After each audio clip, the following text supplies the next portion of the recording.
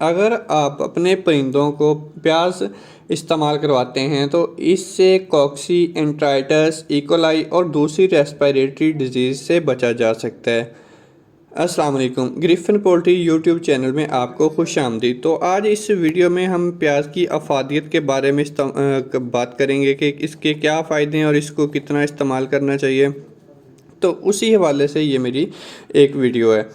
तो अगर आप प्याज इस्तेमाल करते हैं तो वो एंटीऑक्सीडेंट, एंटी इन्फ्लेमेटरी और प्रीबायोटिक के तौर पर इस्तेमाल होता है और प्रीबायोटिक के तौर पर काम करता है।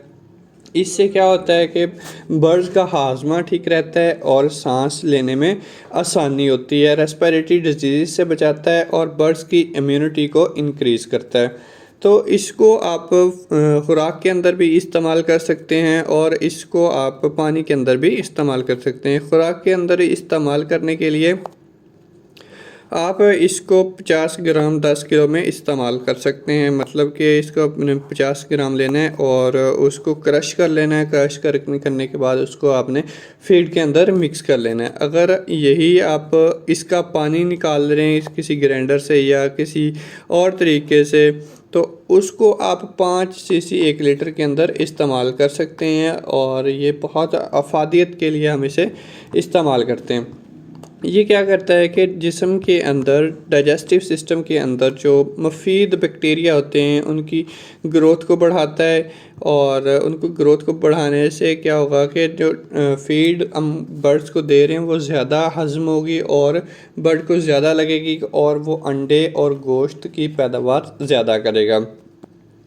अगर आपके बर्ड्स की जो पैदावार है वो कम हो गई है, ग्रोथ कम हो गई है और बाकी दूसरे नेगेटिव इफ़ेक्ट आ रहे हैं, तो उस सूरत में आप प्याज को इस्तेमाल करें। तकरीबन एक हफ़्ते के अंदर एक दफ़ा आप ज़रूर इस्तेमाल करें, इससे बहुत ज़्यादा फ़ायदा होगा।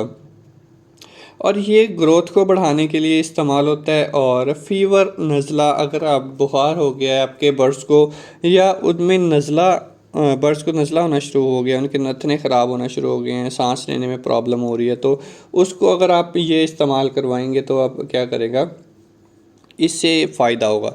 और उसके अलावा इससे मेडिसिन की कॉस्ट कम होगी और आपने किस टाइप का प्याज इस्तेमाल करना है, किस टाइप का अनियन इस्तेमाल करना है, तो वो ऐसा जो इस्तेमाल करना है जो ऑर्गेनिक हो, जो खुद उगाया हो।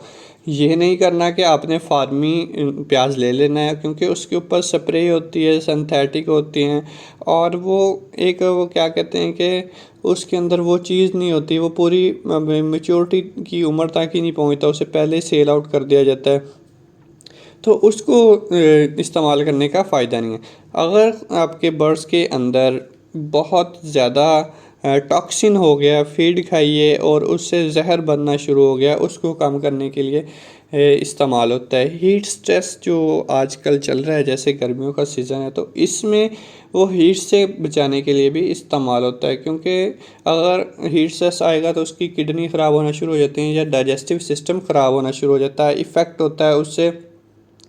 डाइजेस्टिव सिस्टम प्रॉपर वर्क नहीं कर रहा होता है, गुर्दे फेल हो चुके होते हैं और गुर्दे मतलब फेल होने का मतलब ये समझ लें कि आप सही तरीके से काम नहीं कर पा रहे होते हैं। तो अगर ऐसी सूरत हाल हो गई है तो आप प्याज इस्तेमाल करते हैं तो उससे इस सूरत हाल से बचा जा सकता है और बहुत सी दूसरी बीमारियों से ये बचाता है। और ये हड्डियों को मजबूत करता है, आपका जो स्केलेटन सिस्टम होता है बर्ड्स के अंदर, जो उनका ढांचा होता है उसको मजबूत करता है, क्योंकि अगर वो मजबूत है तो आपकी मुर्गी ज़्यादा अंडे देगी, क्योंकि अंडे देने के लिए कैल्शियम की ज़रूरत होती है जो कि वो अपने ढांचे से लेती है और ख़ुराक से लेती है। तो अगर उसका डाइजेस्टिव सिस्टम ठीक है और जो आप खुराक में उसे कैल्शियम दे रहे हैं और अच्छे तरीके से एब्जॉर्ब होगी, जल्दी एब्जॉर्ब होगी बॉडी के अंदर, जिस्म के अंदर जल्दी एब्जॉर्ब हो जाएगी और एब्जॉर्ब होगी तो वो अंडे की पैदावार और अंडे के जो शेल होता है, जो ऊपर वाला जो उसका पार्ट होता है अंडे का, वो मज़बूत होगा और अंडे कम टूटेंगे और ज़्यादा प्रॉफिट होगा। तो इसको आप एक जो 10 किलो में 50 ग्राम इस्तेमाल कर सकते हैं। तो इसके लिए जो आपने बर्तन इस्तेमाल करना है वो कोशिश करना है कि स्टील का ना हो, लोहे का ना हो, मिट्टी का बर्तन आप इस्तेमाल करें और या प्लास्टिक का बर्तन इस्तेमाल करें। तो बेहतर ये है कि आप मिट्टी का इस्तेमाल करें। इससे क्या होता है, ये बर्ड्स की इम्यूनिटी बढ़ाने के लिए भी काम करता है, क्योंकि अगर उसका डाइजेस्टिव सिस्टम ठीक है, रेस्पिरेटरी सिस्टम ठीक है, उसके अंदर बैक्टीरिया नहीं है, तो वो क्या करेगा कि इम्यूनिटी को बढ़ाएगा।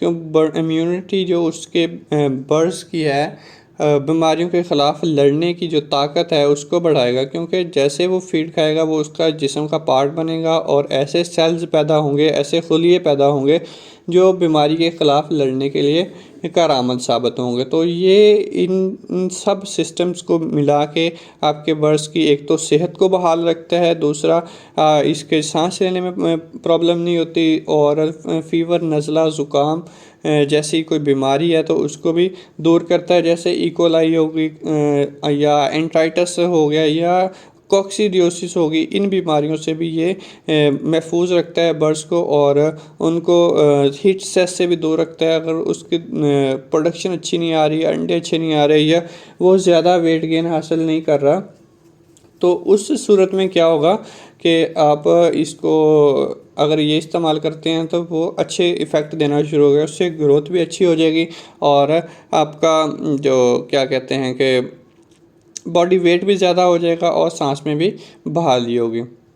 और उसके साथ टॉक्सिन्स जो फीड के अंदर देते हैं हम, उसको न्यूट्रलाइज़ करने के लिए इस्तेमाल होता है। अगर आप ये प्रैक्टिस कर लेते हैं, एक हफ़्ते में एक दफ़ा उसे इस्तेमाल कर लेते हैं, तो इससे आप बहुत से दूसरे मसाइल से भी बच सकते हैं।